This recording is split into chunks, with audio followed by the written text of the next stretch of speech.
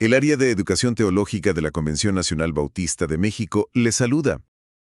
Imaginemos pedirle perdón a alguien que hemos lastimado profundamente. Nos paramos frente a esa persona, pero en lugar de mirarla a los ojos y cambiar verdaderamente de actitud, simplemente tomamos nuestra propia camisa, la rompemos frente a ella y nos vamos. Suena absurdo, ¿verdad? Pues sí, la verdad suena a una disculpa totalmente vacía. Exacto. Y sin embargo, estoy convencida de que esa fue exactamente la trampa en la que cayó el antiguo Israel. Bienvenidos a esta exploración de las Escrituras. Hoy nos sumergimos en el libro de Joel, capítulo 2.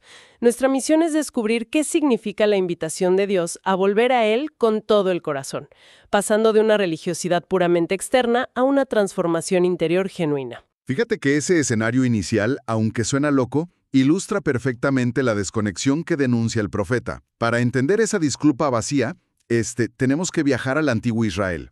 Cuando alguien enfrentaba un dolor inmenso o un arrepentimiento profundo por su pecado, la respuesta aceptada por la sociedad era rasgarse las vestiduras. Claro, pero en aquel entonces eso significaba algo mucho más profundo, ¿no? Totalmente. En el mundo antiguo la ropa no era desechable. Confeccionar una túnica tomaba meses de hilar y tejer a mano. Destruir una prenda era un sacrificio económico real. Gritaba, mi dolor interno es tan grande que la pérdida material no me importa en lo absoluto. Claro, fíjate que eso le da un peso muy distinto. Originalmente tenía un costo real. Así es. Pero como pasa con muchas tradiciones, se convirtió en un teatro. La gente aprendió a romper sus ropas con facilidad, pero sus vidas seguían exactamente igual. Por eso el profeta Joel irrumpe con una denuncia fuertísima diciendo: rasgad vuestro corazón y no vuestros vestidos. ¡Guau, qué fuerte! Sí, con esa sola frase, Dios dice que ya no le interesan las demostraciones visibles diseñadas para impresionar a los demás. Lo que demanda es una transformación sincera. Allí, pues, en el secreto del alma.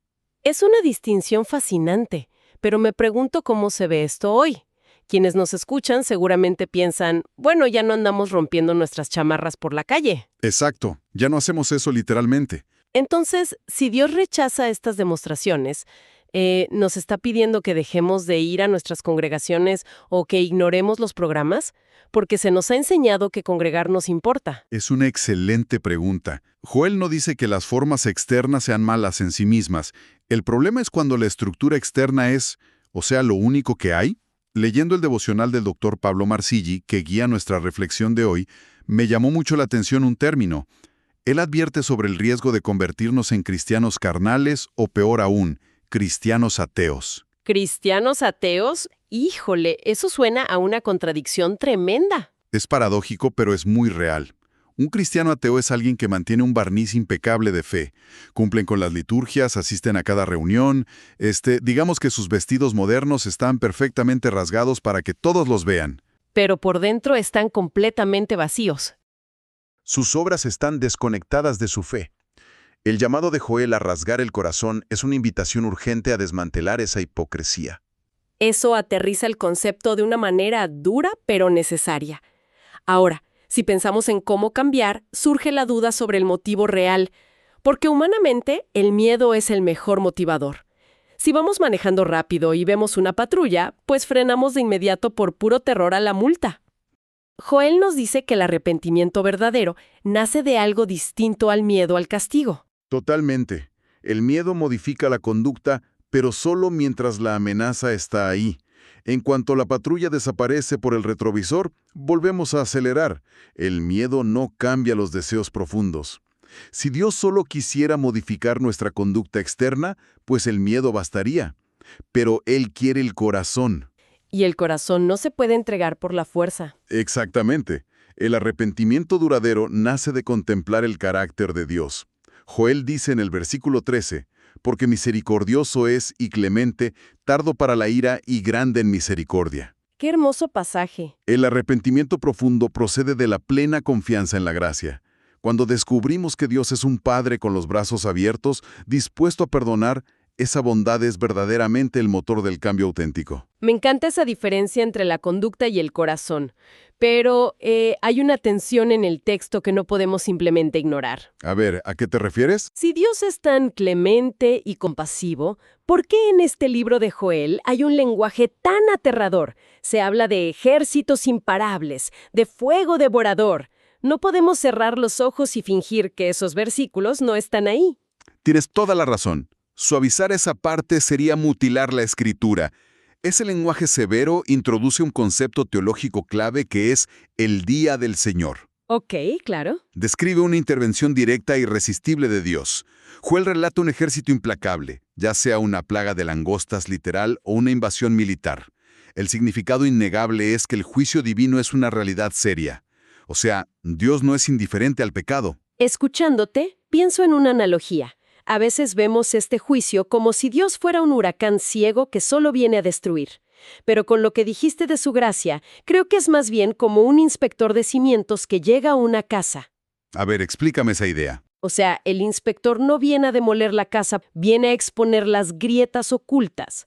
Su trabajo es arrancar el yeso superficial, esos vestidos rasgados que se ven bonitos por fuera, para que reparemos la estructura antes de que la casa colapse.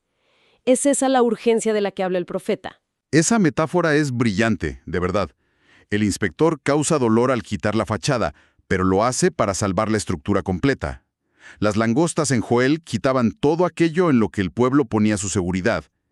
El Día del Señor es una intervención poderosa en nuestra historia personal. ¿Y cómo se ve eso hoy en día para quienes nos escuchan? A un nivel muy íntimo, ese inspector actúa hoy a través del Espíritu Santo. Día a día, el Espíritu nos redarguye y nos incomoda profundamente. Cuando actuamos con hipocresía, todo a fin de mantenernos en santidad. Y muchas veces duele. Todo esto nos lleva a una conclusión muy práctica. La vida cristiana definitivamente no se trata de coleccionar prácticas religiosas o de mantener las apariencias acumulando, digamos, vestidos rasgados modernos.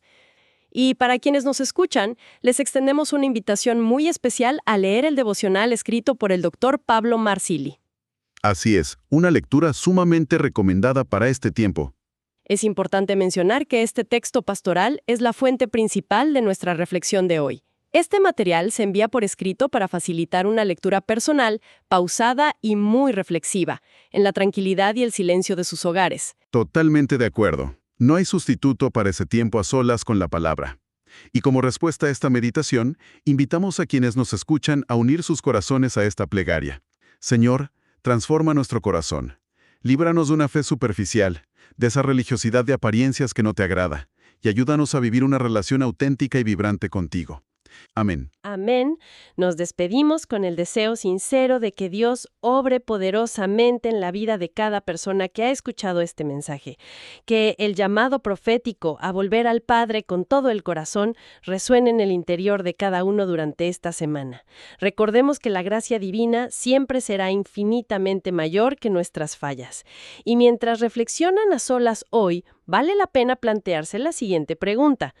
Si de repente se eliminaran todas las estructuras eclesiásticas, las reuniones y las rutinas visibles de la fe, ¿qué quedaría de la relación con Dios en el absoluto silencio?